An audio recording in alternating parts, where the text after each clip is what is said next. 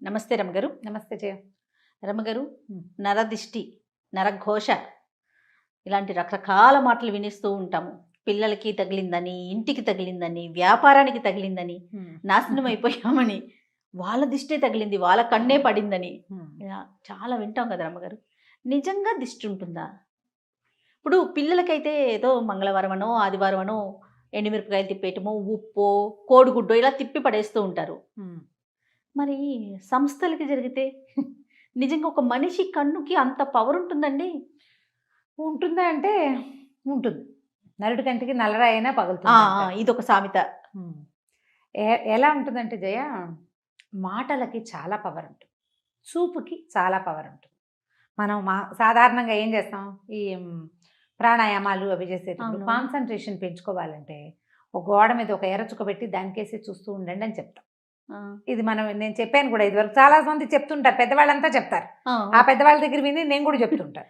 ఆ చుక్కకేసి అట్లా చూస్తున్నాం అనుకో, మొదట అసలు అది సూది మన పొడిచినంత చిన్న చుక్క కాసేపటికి పెద్దది అవుతుంది, ఇంకా పెద్దదైపోతుంది, తర్వాత కళ్ళంతా నిండిపోతుంది.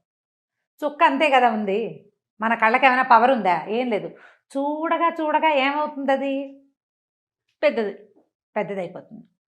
ఏదైనా చూసి ఎంత బాగుందో బాగుందో బాగుందని పదే పదే, ఇప్పుడు పిల్లల్ని ఎక్కడికైనా బజార్ తీసుకెళ్ళాం, నలుగురు మన ఫంక్షన్లకే తీసుకెళ్ళాము.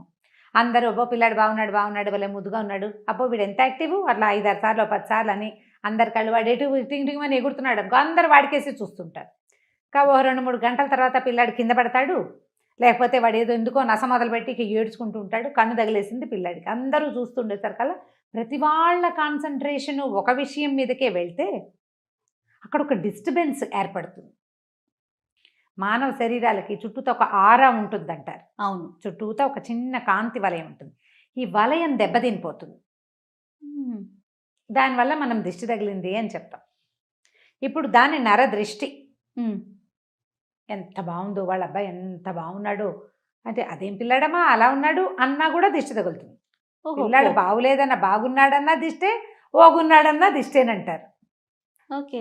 ఏమి బాగుండలే పిల్లాడు, ఏం బాగుండలేదు పిల్లాడన్నా కూడా దిష్టే. పిల్లాడు బాగున్నా దిష్టే, బాగుండపోయినా దిష్టే. చూస్తూ ఉంటే జనం చూసిన కొందికి ఇబ్బంది వస్తుందన్నమాట. అయితే ఇప్పుడు సంస్థలు లేదా వ్యక్తుల గొప్పతనాలకి జనం ఏమిటి ఇప్పుడు, అమ్మో వీళ్ళు ఎంత సంపాదించేస్తున్నారో అని గాను, లేకపోతే ఎంత పేరు వచ్చేసిందో అని కానీ అందరూ దాని గురించే మాట్లాడి ప్రతి వాళ్ళు దాని మీదే దృష్టి కలిగి ఉంటే దాన్ని నరఘోష అంటారు. ఘోష. ఇప్పుడు నోటితోటి ఒక మాట అంటాం కదా జయ, వీళ్ళు ఎంత సంపాదిస్తున్నారో, లేదా మంచి సంపాదన వచ్చింది అని అన్న లోపల ఒక మంట ఉంటుంది మనకి. ఒక్కొక్క వ్యక్తిని బట్టి, వాళ్ళ మనస్తత్వాన్ని బట్టి. అవును. వాళ్ళది పాజిటివ్గా చాలా కష్టపడ్డారు, ఇవాళ పైకి వచ్చారు, 10 రూపాయలు తెచ్చుకుంటున్నారు అన్న మాట పైకి అన్నా కూడా లోపల అది ఉంటుందో ఉండదో, ఇంటెన్షన్ వేరేగా ఉంటుంది. లోపల ఉడుకుతోందనుకో, బయటికి వచ్చిన ఈ మాటలలో ఒక రకమైన వైబ్రేషన్ రిలీజ్ అవుతుంది. ఓకే. అదే ఘోషగా పరిణమిస్తుంది.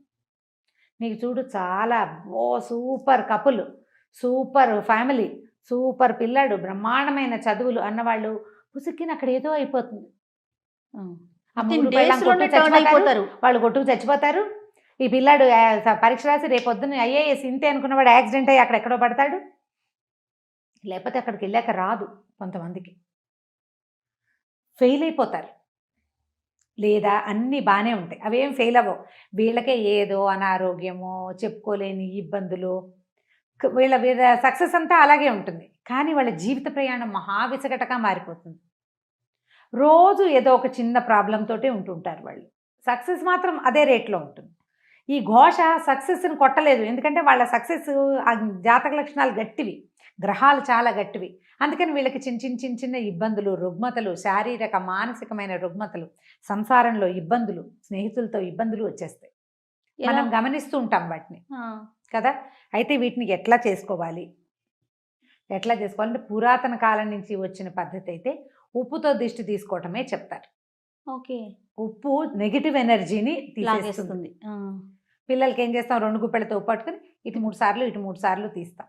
3 2 3 6 సార్లు తీసి ఈ ఉప్పుని నీటిలో పోస్తే ఉప్పు కరిగిపోతుంది, నెగిటివ్ ఎనర్జీని తీసేస్తుందని. ఈ తిప్పటం వల్ల మన చుట్టూతా బాడీ చుట్టూతా ఆరా ఉంది కదా, దాన్ని ఆరా పుల్ చేస్తాం, పుల్లింగ్ అవుతుంది అనమాట. అది ఆరా మళ్ళీ యథాప్రకారం లాగబడుతుందని మన పాతకాలపు పద్ధతి.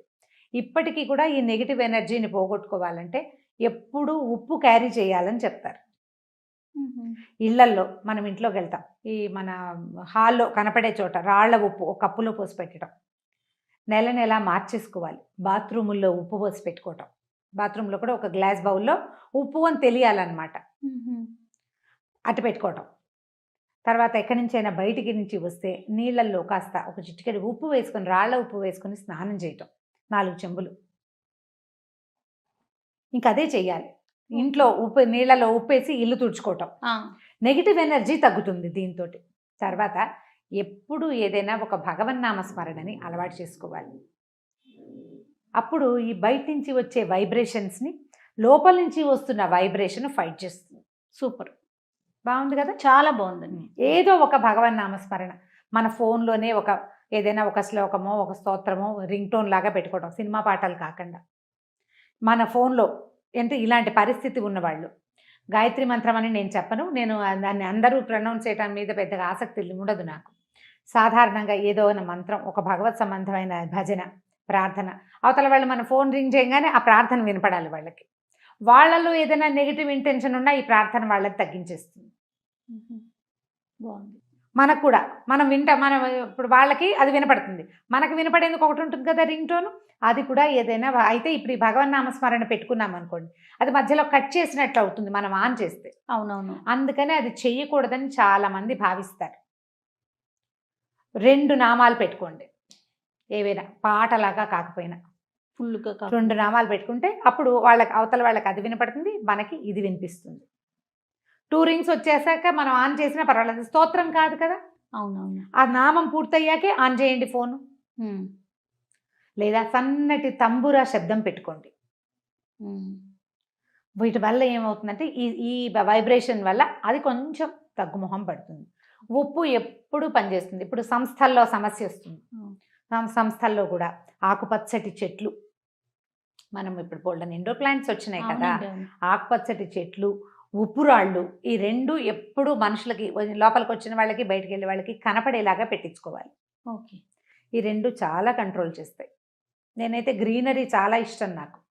ఇప్పుడు ఒక దాంట్లోకి వెళ్ళినా కూడా పచ్చదనం మనకి బుద్ధికి నెగిటివ్ ధోరణిని రానివ్వదు. అవును అవును. ఇది చాలా బాగుంటుంది కదా. అక్కడి నుంచి లోపలికి వెళ్ళంగానే పోస్టర్స్ అవి ఇవి పెడతారా, అవి బాగా మంచి ప్రకృతి వనాలని వేటినైనా పెట్టడం, ఆ పోస్టర్లని ఏవో బొమ్మలు కాకుండా గ్రీన్ పిక్చర్స్ ఇలాంటివి పెట్టుకుంటే అదంతా కూడా నెగిటివ్ ఎనర్జీని తగ్గిస్తుంది. ఉంటాయి, ఇది లేదు అని అనడానికైతే వీల్లేదు. దాని ఎఫెక్ట్ ఖచ్చితంగా ఎంతో కొంత పడుతుంది. నమ్మం అనుకున్నారు మీరు, మాని నేను నమ్ముతాను, నేను చేస్తా. ఇప్పుడు ఒక గ్లాసులో ఒక కప్పులో ఉప్పు పోసి పెట్టినంత మాత్రాన ఏం నష్టం? అదే కదా. అంతేనా? మన ఇంట్లో 2 ఆకుపచ్చటి చెట్లు పెట్టుకుంటే మనకు లాభమే కానీ నష్టం లేదు కదా, మనకు మంచిదే కదా, గ్రీన్గా కనపడతాయి. అంతే. ఓ రాళ్ల ఉప్పు ఉంటుంది, ఓ వస్తువు అట్లా ఉంటుంది. ఎప్పుడు మనం షోపీసులు పెట్టుకోవట్లా బోల్డ్, ఇది కూడా పెట్టుకుందాము, ఏమైపోతుంది? ఇల్లు క్లీన్ అవుతుంది అనే సంగతి మనకు తెలిసిందే. చీమలు దోమలు కొంచెం తక్కువగా ఉంటాయి, చీమలు రావు పెద్దగా ఉప్పు పెట్టి తుడిస్తే. ఈ నెగిటివ్ ఎనర్జీ ఒకటి తగ్గిపోతుంది. ఇంట్లో ఏదైనా సరే చీకటి మూలల్లో చేరేటువంటి రకరకాల శక్తులు అవన్నీ బయటికి పోతాయి. చేసి చూడండి, ఒకవేళ మీకు ఇలాంటి అనుమానం ఉంటే కనుక చేసి చూడండి. ఇంకా ఏవో కొత్తవి చేయొద్దు, మన పురాతన కాలం నుంచి మన ఇళ్లలో తాతమ్మలు మామలు చేసే పద్ధతే రైట్. ఇంకా పెద్ద పెద్దవి పెట్టద్దు, ఇంత మటుకు చేసుకుందాం, పనిచేస్తుంది బాగా. అది బాగుంది రమ్మ గారు, టిప్స్ మాత్రం చాలా బాగున్నాయి. అన్నిటికన్నా ఏదైనా భగవన్ నామస్మరణ అన్నారు చూడండి, అద్భుతం. అది మనకి మనం చేసుకోవటం అంతే. ఎట్లా ఇప్పుడు కూర్చుంటున్నావు, రామా అని కూర్చోటం, లేస్తావు కృష్ణ అనిలే. ఆ రాముడు కృష్ణుడు ఆ శబ్దాలలో నుంచి వచ్చేటువంటి వైబ్రేషన్ నిన్ను ఖచ్చితంగా కాపాడుతుంది. దేని నుంచైనా, అన్నిటి నుంచి కాపాడుతుంది. అలవర్చుకోండి, కనీసం వాళ్ళు మనని వదిలిపెట్టకుండా ఉంటారు. ఖచ్చితంగా రమ్మ గారు. నమస్తే.